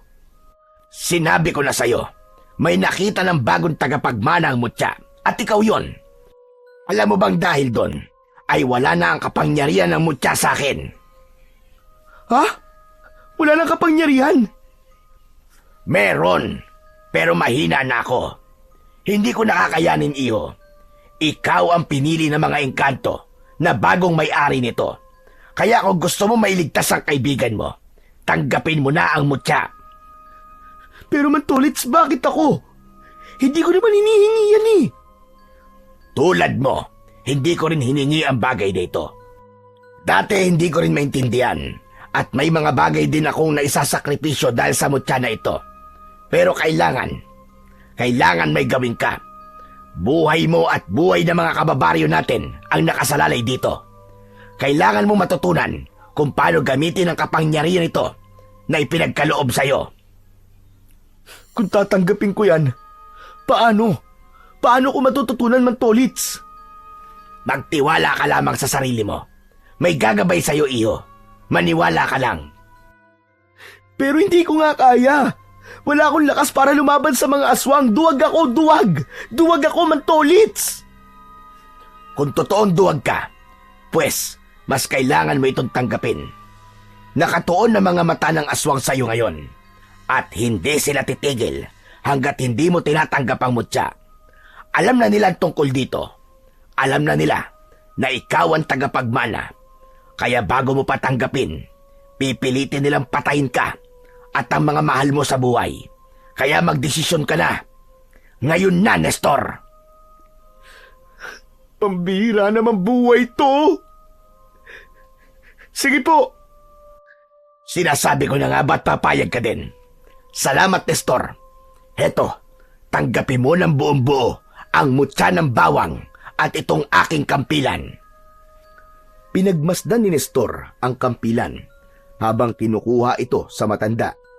Ang kampilan ay isang uri ng mahabang espada na magkabilaan ng talim at bahagyang lumalapad patungo sa dulo. At may biyak o hati rin ito sa dulo na siyang nagbibigay ng matinding pinsala sa kalaban. Sinabi ng matanda na kilala ang sandata bilang gamit sa pamumugot nung panahon pa ng mga gera. Sa inyo po ito? Makalumang gamit po ito Paano po kayo nagkaroon ng ganito? Mahilig ako mangolekta ng mga ganyan, Nestor. Oo nga pala. Nakita ko po sa tokador nyo. Yan ang ibinigay ko sa'yo kasi yan ang pinaka-espesyal na gamit ko. Baka hindi mo na itatanong. Minana ko pa yan sa mga ninuno ko na nabuhay nung panahon pa ng mga Espanyol. Hindi po ako makapaniwalang hanggang ngayon ay nagagamit pa rin ng ganitong uri ng sandata. Aba, parang sa libro ko lang po nakita yan Ang astig naman po, Mantolits. Mag-iingat ka, iho. Hindi madali ang landas sa tatahakin mo. Pero isa lang ang masasabi ko. Palagi kang makikinig sa sinasabi ng puso mo. Muling narinig ni Nestor ang isang malakas na alulong mula sa malayo. Napatingin siya sa direksyong yon, ngunit nang muli niyang tignan ang matandang kausap, ay wala na ito sa kanyang harap. Naglahong ito na parang bula. Napakamot na lang ng ulo ang binata. Hindi siya makapaniwalang iiwan lang siya bigla ng lalaki. Nang isuot niya ang kwintas na may mutya ng bawang, agad niyang naramdaman ang biglang pagpasok ng isang malakas na enerhiya sa kanyang katawan. Para siyang nakuryente. Bagya siyang nanginig. Napasinghap siya at nang matapos ang ganong pakiramdam, dumaloy sa kanyang balat ang banayad na init sa kanyang dibdib. Nakaramdam siya ng kakaiba. Aba, ayos to Parang lumakas nga ako. Inunat niya ang kanyang mga braso sa ere at ipinilig ang kanyang ulo. Maya-maya, may narinig siyang ingay mula sa mahihinang kaluskos hanggang sa mga huni ng kuliglig. Tumalas ang kanyang pakiramdam, maging ang kanyang pangamoy at paningin. Hindi niya maipaliwanag ang kanyang nararamdaman. May narinig siyang tinig mula sa kung saan. Hinanap niya ito at nakita niyang nakakubli sa likod ng isang puno. Nakatayo lang ito ng tuwid. Nang pagmasdan niyang mabuti, napagtanto niyang hindi ito tao. Napalunok si Nestor. Nagtayuan ang balahibo niya habang pinagmamasdan ang nilalang sa likod ng puno. Ito ay matangkad, payat at maitim ang balat. May sinasabi ito sa kanya. Hindi gumagalaw ang bibig nito, ngunit malinaw niyang naririnig ang tinig sa kanyang isipan. Isang malamig at mababang boses na tila dumidiretso sa kanyang utak. Binabati siya ng nilalang na yon at sinasabing siya ang gabay at tutulong sa kanya sa paggamit ng mutya.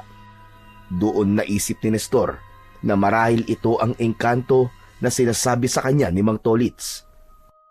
Nagpatuloy siya sa paglalakad. Sinundan niya ang matapang na amoy na nagmumula sa aswang. Ang matapang na amoy na parang nabubulok na laman. Sa lupa ay nakita niya ang malalaking bakas na naiwan. Mga yapak ng dambuhalang mga aso. Sinundan niya ang mga yon hanggang sa marating niya ang hangganan ng kanilang barangay. Isang madilim at masukal na bahagi na bihirang puntahan ng mga tao. Napaliligiran ito ng mga matataas na damo at matatandang puno. Wala na ring mga bahay sa lugar na yon. Tumigil siya sandali at nakiramdam sa paligid. Mas tumapang ang mabahong amoy at malinaw na rin niyang naririnig ang mga boses. May mga umiiyak at sumisigaw. May mga humihingi rin ng tulong. Ano ba? Bitiwan niyo nga ako! Saan niyo ba ako dadalhin? Nanlaki ang mga mata niya nang marinig ang malakas na boses ni Marites. Ngunit nabahala siya nang marinig ang isang malalakas na tawanan ng mga lalaki. Nagdakad pa siya at pumasok sa damuhan. Iningatan niya makagawa ng ingay. Nagtago siya sa likod ng mga damo at pinagmasdan ang lugar. Sa gitna ay walang masyadong puno o mga halaman. Malinis ang espasyo. Sa pinakagitna ng clearing, matatagpuan ang isang malaking krus pero nakabaliktad. Sa paligid nito, may mga sulo na nagbibigay ng mapulang liwanag na mas lalong nakakapagbigay ng nakakakilabot na atmosfera.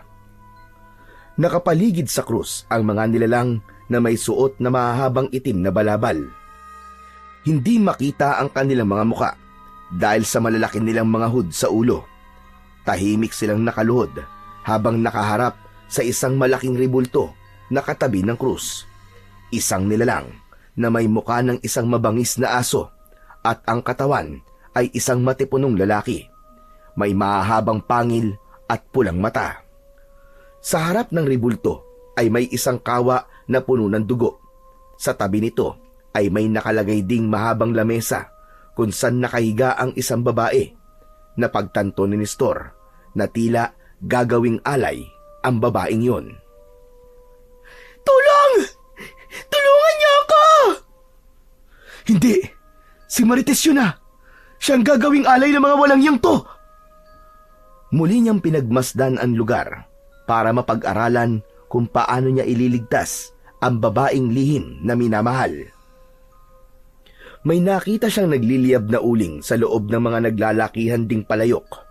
Mula rito ay lumalabas ang makapal na usok na may kakaibang amoy. Mabaho at matapang, parang pinaghalong nasusunog na buhok at bulok na naman. Muling narinig ng binata ang nakakakilabot na halakhak ng mga lalaking aswang na nasa gilid ng ginagawang seremonya. Ito yung mga lalaki na nakita niya sa plaza.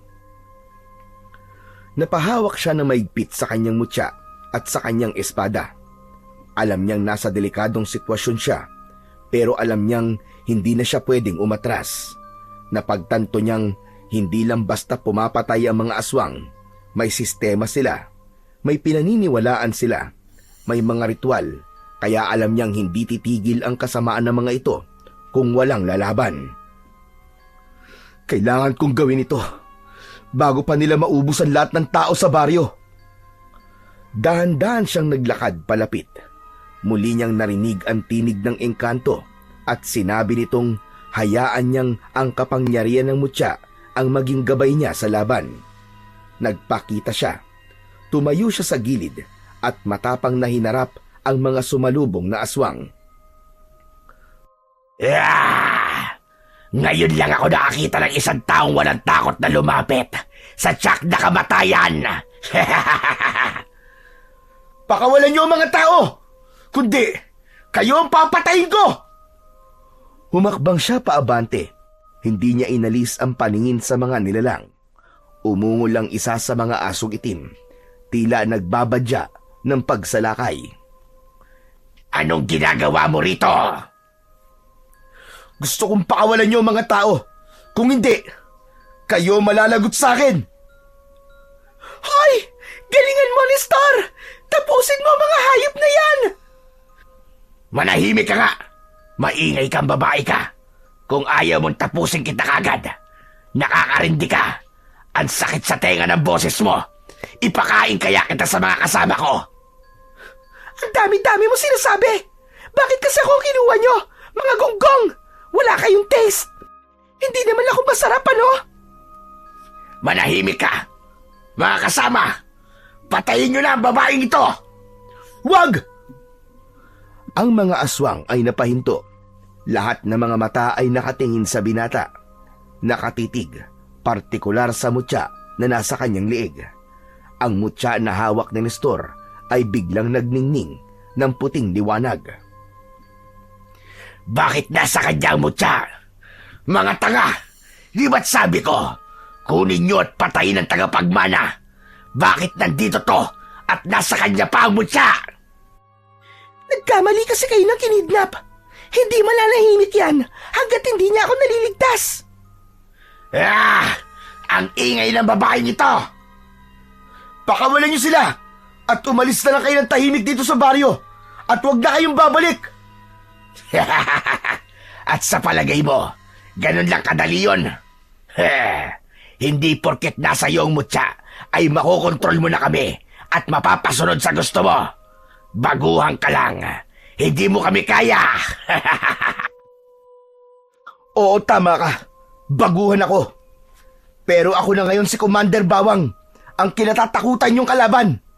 Ngayon pa lang, sinasabi ko na sa inyong mga damuho kayo na walang pupunta na masama niyong plano. Lalabanan ko kayo sa abot ng aking makakaya. Sa isang mabilis na kilos, biglang umatake si Nestor at pinuntirya ang pinakamalapit na aswang sa kanya. Ginamit niya ang kanyang kampilan. Kasabay ng pagkislap ng mutya ay ang pagkislap din ng talim ng kampilan. Agad na namatay ang aswang nang mapugutan ito ng ulo. Dahil doon, agad na gumanti ang ibang kasamahan nito. Napakabilis ng kanilang paggalaw. Napaatras ang binata, sapat lang upang maiwasan ang matatalim na mga kuko na muntik nang sumugat sa kanya. Mabilis niyang iwinasiwas ang kampilan. At bago pa makaporma ulit ang halimaw, natamaan na ito sa balikat. Agad itong napasigaw sa labis na sakit. Ang parte ng tinamaan ay bahagyang umusok, parang unti-unting nasusunog. Ang galing mo! Sige na! Tapusin mo na silang lahat! Nagkatinginan ang mga natitira pang aswang. Ang kanilang mga mata ay lalong nag-alab sa galit. Muli silang sumalakay. Iniwasan niya ang unang umatake. Gumulong siya sa lupa para makalayo. Ngunit bago pa siya makatayo ng tuluyan, naramdaman niyang may tumama sa kanyang likod. Nasugatan ng matalim na kuko ng aswang ang kanyang likod. Napangiwi siya sa sakit, ngunit hindi siya sumuko.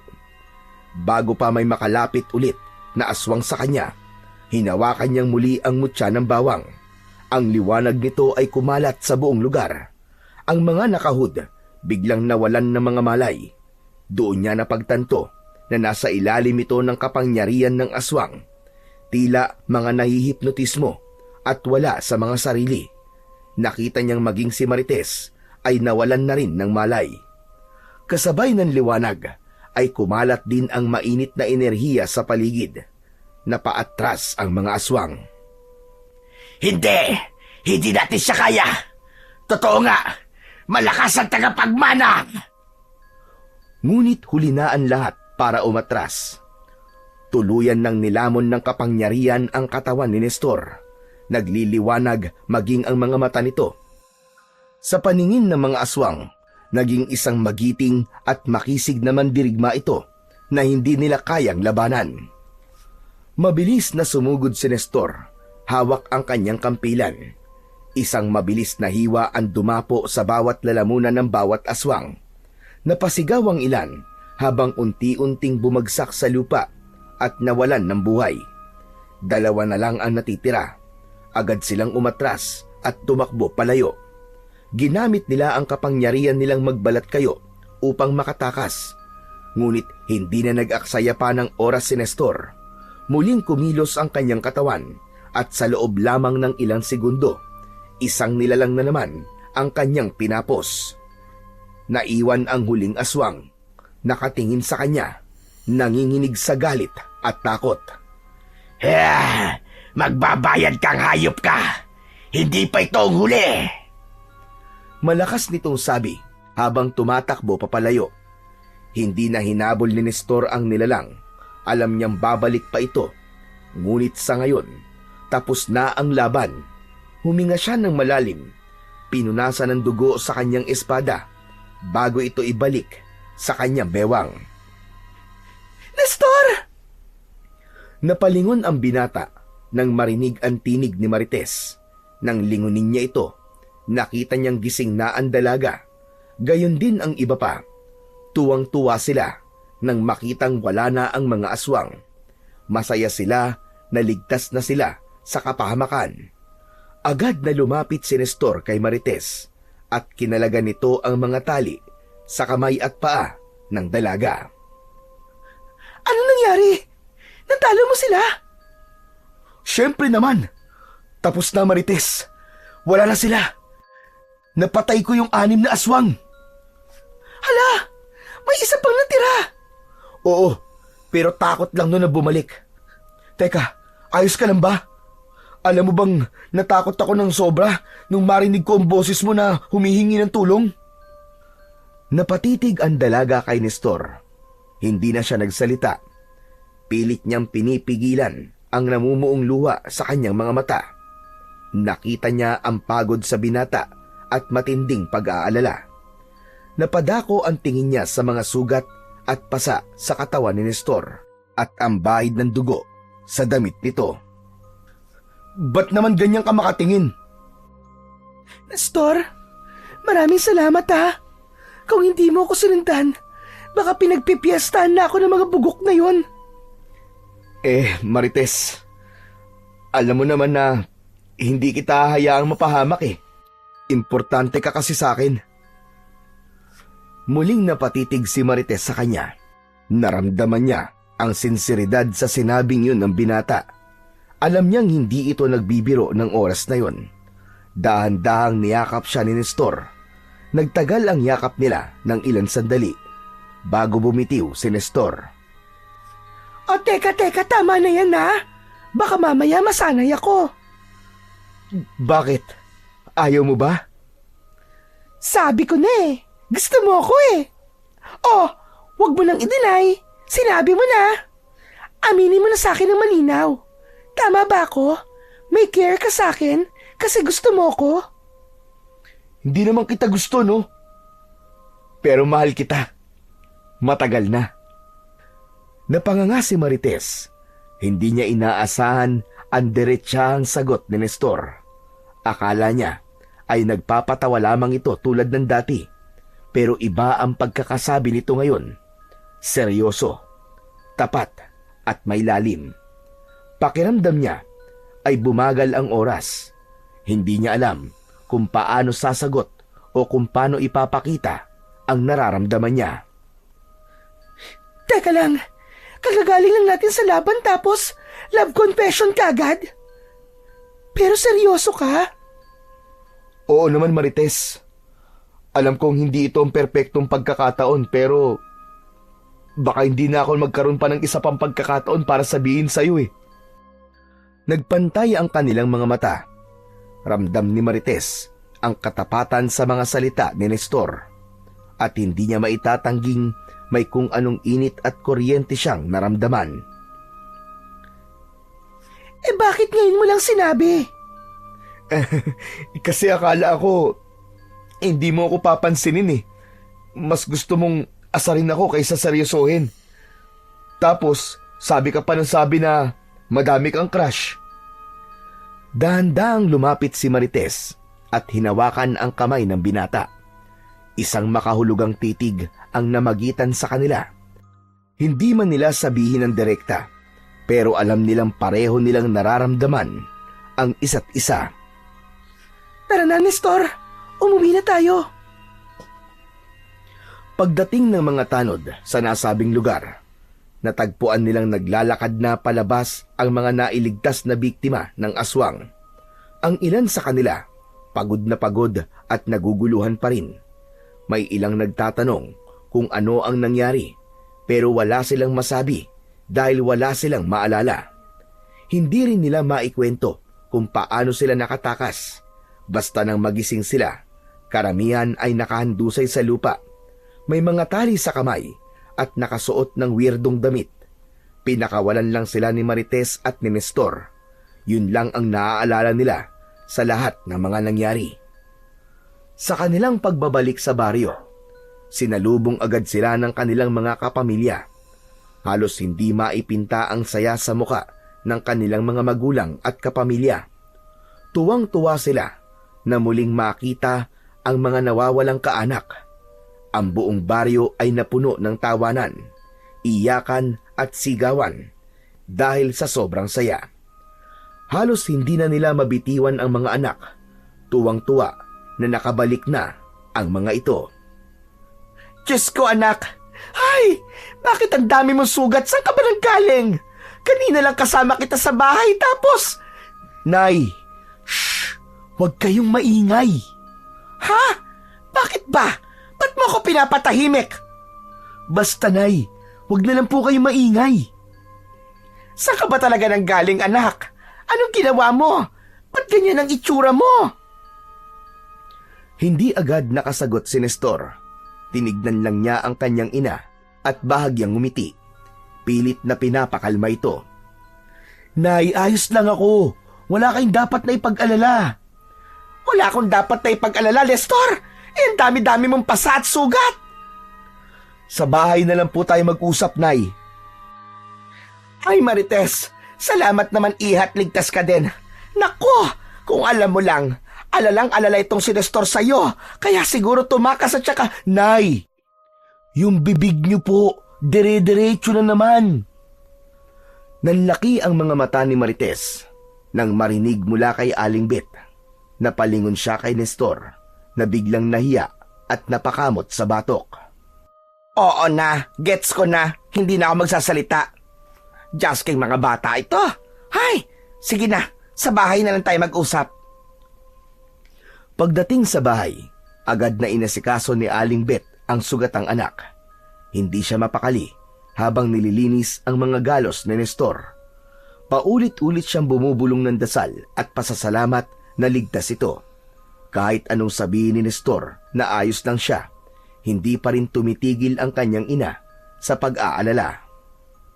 Samantala, kinabukasan, hindi pa rin natigil ang usap-usapan sa kung sino nga ba ang kanilang bayani. Lahat ay nagtatanong kung sino ang matapang na lumaban sa mga aswang. Tanging si Marites lang ang may alam sa totoo. Alam niya kung paano lumaban si Nestor, kung paano niya hinarap ang panganib ng mag-isa, at kung paano niya iniligtas silang lahat. Kitang-kita niya kung paano lumaban ang binata. Bago siya nawalan ng malay tao, pero pinili niyang wag na lang ding magsalita dahil nakita niyang tahimik ang binata sa halip na ipagyabang nito ang kanyang ginawa. Nanatili itong tahimik, nagmamasid lang at hindi naghahangad ng papuri o pagkilala. Iginalang na lang ni Marites ang desisyon ng kanyang kaibigan. Ngunit may isang pangalan na biglang lumutang sa kwentuhan ng mga tao. Yun ay walang iba kundi si Commander Bawang. Si Nestor mismo ang nagpakalat ng pangalang ito. Para sa kanya, hindi na kailangan malaman ng lahat ang tunay na pagkatao ng bayani at tagapagligtas. Mas gusto niyang mabuhay ng tahimik at normal. Unti-unting naging alamat si Commander Bawang sa kanilang baryo. Pinaniniwalaan siyang isang misteryosong antingero na lumalaban sa kasamaan at nagpoprotekta sa mga inosente. Maraming mga matatanda ang nagsimulang magdasal at humingi ng proteksyon sa kanyang pangalan. May mga kwento pa na kapag gabi, isang anino ng mandirigma ang nakikita sa may kakahuyan at laging nagbabantay. Grabe! Iba ka na talaga, Nestor! Sikat na sikat ka na talaga dito sa baryo natin. Huy, hindi ako yun, Marites, no? Nestor, salamat sa lahat ha. Ngumiti si Nestor sa sinabing yon ni Marites. Pagkalipas ng ilang araw, muling nanumbalik ang katahimikan sa baryo. Nagpatuloy sila sa dati nilang buhay. Wala nang nangingidnap, wala nang puting van at mas lalong wala na ang mga aswang.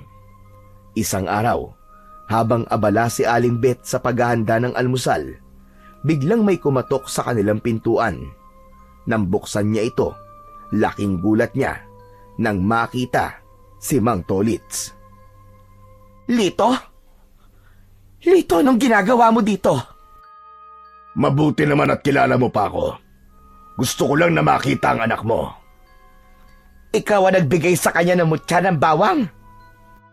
Tumango si Mang Tolits. Dali-dali niyang pinapasok ang matandang lalaki at tinawag si Nestor. Napansin ng binata ang kakaibang ningning sa mata ng lalaki. Parang may gusto itong sabihin sa kanya. Nang makaupo na sila, agad na nagsalita si Mang Tolits. Bet, buhay pa ang asawa mo. Nanlaki ang mga mata ni Aling Bet at agad na napaupo. Hindi nakapagsalita. Si Nestor naman ay natigilan. Hindi alam kung ano ang mararamdaman. Ipinaliwanag ni Mang Tolits na hindi kailanman namatay ang asawa ni Aling Bet. Taliwas sa paniniwalaan nilang lahat. Sa katunayan, ito ay may mahalagang misyon na kailangang tapusin. Isang laban na matagal na nitong kinakaharap. Laban sa mga nilalang ng kadiliman. Kaya't napilitan itong lumayo upang hindi madamay ang kanyang pamilya sa gulo. Malapit na matapos ang kanyang misyon at malapit na siyang bumalik sa inyo. Hindi mapigilan ni Aling Bet ang mapaluha sa narinig. Matagal niya ng pangarap na makasamang muli ang kanyang asawa, buhat nang bigla na lamang itong nawala sa kanila. Samantala, si Nestor naman ay tahimik lang. Pilit na iniintindihan lahat ng sinabi ni Mang Tolits. Masayang-masaya ang ama mo, Nestor, dahil nagamit mo na maayos ang ipinamana niyang mutya sa'yo. Ano? Teka, akala ko ba galing sa engkanto ang kapangyarihang yun? Totoo lahat ng mga kwento ko. Ang kaibahan lang, hindi ako ang taong yun, kundi ang tatay mo. Siya ang tunay na may-ari ng mutya. Meron din ako, pero hindi bawang. At higit sa lahat, may gabay din akong engkanto. Kayo talaga, Mang Tolits, oh. Pero Mang Tolits, salamat pa rin po. Dahil naging tulay po kayo ng aking ama sa amin. Walang anuman yon.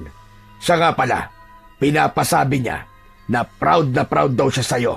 Hindi niya akalain na magiging napakahusay mo mandirigma. Ikaw na ngayon ang tagapagmana ng kanyang lakas at kakayahan. Hindi makasagot si Nestor sa dami ng emosyon na kanyang nararamdaman. Tuwa, pananabik, at pangungulila. Hindi niya alam kung ano ang uunahin niyang emosyon na mararamdaman. Pero isa lang ang tiyak niya. Sa muling pagbabalik ng kanyang ama, masasabi niyang siya na ang magiging pinakamasayang anak sa buong mundo. Dahil sa wakas, kumpleto na ulit ang kanilang pamilya.